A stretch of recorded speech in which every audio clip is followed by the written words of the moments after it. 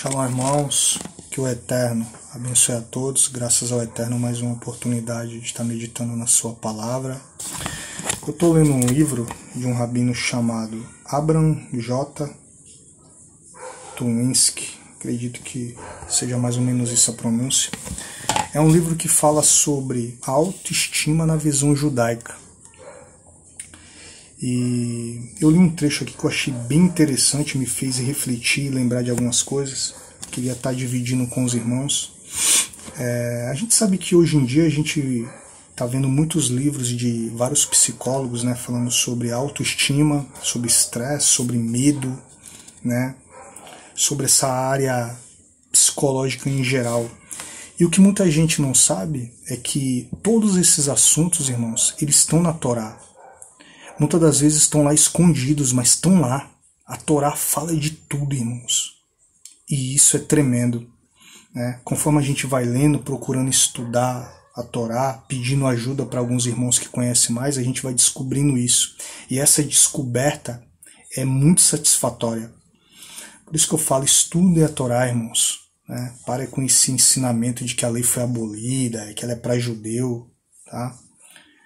Enfim, vamos lá, eu quero ler, quero estar tentando fazer alguns comentários.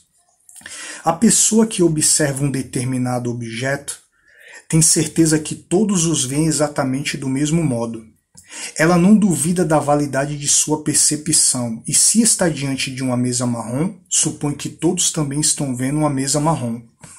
De forma análoga, a pessoa que se considera tediosa, socialmente atrapalhada, pouco atraente ou antipática, está convencida sem a menor sombra de dúvida de que é assim que os outros a percebem.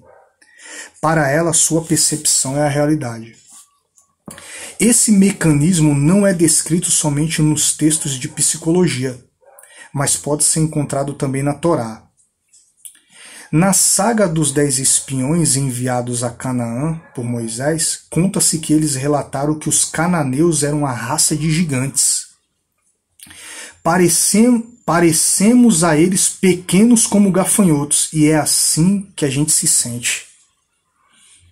Será que aqui não existia um complexo de inferioridade, né, irmãos? A gente sempre fala que foi falta de fé, e foi mesmo. Mas o que originou essa falta de fé? Né? Tudo tem uma origem. Né? Eles estavam ali vendo os milagres do Eterno. Mas e na sua intimidade, no seu dia a dia, quem estava com eles? Qual era a palavra que era dirigida para eles? Palavra de ânimo? Né? Ou era uma palavra de desânimo? A gente vai ver isso aqui mais para frente. Essa passagem está em Números 13:33. O princípio está claramente expresso. Acreditamos que os outros nos veem da mesma forma como nós nos sentimos. O comentário de Rashi sobre esse trecho vai mais longe. Nós os ouvimos, os cananeus, dizer: há formigas rastejando em nossas vinhas. Duas importantes percepções psicológicas estão contidas nesse comentário. Primeiro, mesmo sem entender a língua, os espiões tinham certeza de que os cananeus estavam se referindo a eles. Alguém que se sente inadequado acha que os outros notaram suas inadequações e as estão comentando. É aquela pessoa que tem aquela mania de perseguição, né? Acha que está todo mundo falando dela, né? Tá perseguindo ela, enfim. Segundo, sempre há uma intensificação dos sentimentos de baixa autoestima. Após se sentirem no início pequenos como gafanhotos, os espiões logo imaginaram que estavam encolhendo até atingir o tamanho de formigas. Isso é tremendo, né, irmãos? Isso é tremendo. Que comentário inteligente, né? Um comentário muito inteligente. Na hora que eu estava lendo esse texto, né, eu lembrei de Davi. Eu lembrei na hora de Davi. Porque eu vejo Davi, irmãos, eu vejo Davi como um jovem que ele poderia ter criado na sua mente um complexo de inferioridade. Ele teve motivos para isso. Né? A gente pode ver que quando o profeta ele vem até a casa de Davi, né, até a casa de seu pai, para ungir um dos seus filhos, ele não estava ali. Esse é um dos pontos, e tem muitos outros, mas eu não vou abordar isso para não estender muito. né? Mas a gente vê uma certa rejeição, né? Talvez por ele ser muito jovem, né? E Davi, ele é chamado pelo próprio Eterno, né? Até o próprio Eterno repreendeu o profeta e falou: eu não vejo como o homem vê, eu olho para o coração, falta o menor, vai chamar o menor. E lá tá vindo Davi, né? Bem simples, humilde, e é ungido rei de Israel, né? Agora, uma coisa que eu acho interessante no Davi, né? Que ele tinha tudo para ter esse complexo de inferioridade, mas não tem, né? Quando o gigante, né, ele estava afrontando o exército de Israel, né? Tava Israel vendo um gigante, tava Esaú vendo um gigante, tava todo mundo vendo um gigante. Mas Davi, ele olha para Golias e não vê o gigante. Ele fala: quem é esse incircunciso? Essa palavra incircunciso, ela abrange um monte de coisa, irmãos. O que Davi está querendo dizer? Quem é esse que não tem a marca da promessa? Quem é esse que não tem aliança nenhuma com o Eterno? Quem é esse derrotado? Quem é esse que não conhece o Eterno? Davi não vê gigante, mesmo sendo um jovem. A gente vê os espias, né? A gente pode imaginar até que eram homens experientes para ter sido enviado por Moisés, mas alguns deles ali vê gigante. Davi não vê gigante. Davi não vê um problema na frente dele. Por isso que ele vai confiante. Ele não precisa nem de armadura. Isso é tremendo, irmãos, né? Os espias, eles tiveram uma oportunidade de engrandecer o nome do Eterno, né? E não fizeram, né? Já Davi, ele viu naquela dificuldade uma oportunidade de engrandecer o nome do Eterno, porque ele tinha confiança, ele não tinha complexo nenhum. Uma coisa que eu sempre estou conversando com a minha esposa, ela se formou, né, em terapeuta, e uma coisa que a gente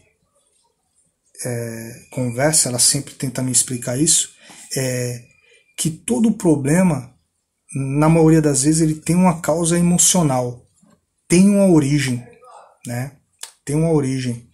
E um dos casos que ela me contou foi sobre um jovem que nada dava certo na vida dele, né? Não estava tendo sucesso no trabalho, não estava tendo sucesso nos relacionamentos, não teve sucesso na escola, né? Tudo muito difícil para ele, né? Até que, em um dado momento, né, ele chegou até a terapia, né? Terapia TRG, a qual a minha esposa ela é especialista. E ali foi feito um trabalho, né? Não é nada de regressão, vidas passadas, mas enfim, ele lembrou de uma situação que a mãe dele, quando ele era criança, um dia brigou com ele dentro de um ônibus, né? Criança vai passar na roleta, sempre faz uma brincadeira, né? Eu já fiz isso. E ele se atrapalhou, caiu, né? E ela falou: tá vendo só, tu nunca faz nada direito, tu nunca vai fazer nada direito, né? Tu não serve para nada, né? E aquilo ali entrou na mente daquela criança, né? E a criança entende que quando uma mãe, né, fala isso para ela, é verdade. Por quê? A criança já tem na sua mente, né, na sua psique formada, que a mãe não mente. A minha mãe, ela me protege, a minha mãe fala a verdade. Então, se uma mãe ou um pai ou um parente bem próximo que está cuidando fala um negócio desse, vai entrar na mente da pessoa, e ele levou aquilo pro resto da vida. Então, nada dava certo na vida dele, né? E ele não lembrava daquilo. Então, com ajuda, com a técnica, né? Então, gente, a verdade é a seguinte, irmãos: mares calmos não fazem bons marinheiros, né? A gente tem que orar e pedir para o Eterno estar sempre blindando nossa mente, né? Porque uma palavra dessa, até nós adultos, vai gerar um problema, entendeu? As crianças é muito mais fácil. Tem adulto que está até hoje com trauma, né, de quando ele tinha 10 anos, de quando ele tinha 15 anos, de quando ele tinha 5 anos e não sabe, né? E tudo isso tem tratamento, né? A gente vê aqui, né, um paradoxo aqui, né? Inclusive eu já até falei, mas vou repetir.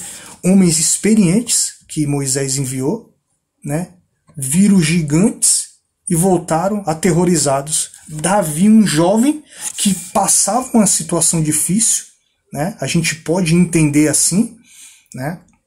Um certo desprezo. Inclusive eu já até li sobre isso, né? Sobre a mãe de Davi, enfim, mas eu não quero abordar esse assunto agora. E ele não vê gigante, ele está firmado na palavra, né? Esse homem aí, ele não tem aliança com o Eterno. Então, irmãos, quando a gente vê uma dificuldade, irmão, quando a gente vê uma dificuldade, vê essa dificuldade como uma oportunidade de tu exaltar o nome do Eterno. E lembre-se sempre que Yeshua falou, eu não vim trazer paz à terra, eu vim trazer a espada, né? Então a gente está aqui para guerrear, irmão, né? Fique aí com a reflexão dessa passagem que eu li. Acredito que vocês também já levaram para outro lado, estão refletindo outras coisas, isso que é interessante. Irmãos, fiquem na paz do Eterno. Shalom, shalom.